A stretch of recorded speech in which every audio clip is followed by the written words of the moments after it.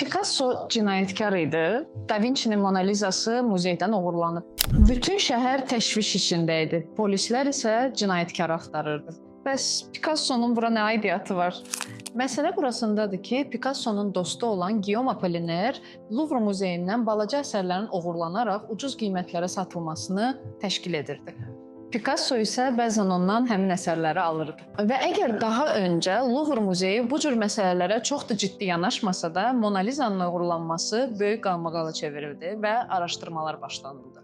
Və məhz bu an Picasso təşviş içində çıxış yolları axtarmağa başlayır. Mona Lisa'nın oğrusu o olmasa da, evindən tapılacaq oğurluq əsərlərin bütün diqqətləri onun üzərinə çəkəcəyi məlum idi. Və belə də oldu. Picasso və Guillaume Apollinaire əsərləri yandırmağı gözə ala bilmirlər və bu səbəbdən polis qısa zamanda Guillaume Apollinaire-i həbs edir, Picasso-nu isə sorğuya çağırır. Və burada da Apollinaire birdən-birə xəyanətə məruz qalır. Kubist rəssam polislərə bildirir ki, o Apollinaire-i tanımır və ilk dəfə görür. Apollinaire isə öz növbəsində ölüm hökmünə hazırlaşırdı, çünki bütün medianın diqqəti bu məsələnin üzərində idi. Lakin araşdırmalar nəticəsində hər ikisi azadlığa buraxılır. Polis sadəcə anlayır ki, bu ikisi bu qədər böyük bir oğurluğu eləyə biləcək bacarığa sahib deyillər. Mona Lisa isə 2 il sonra İtaliyada tapılır.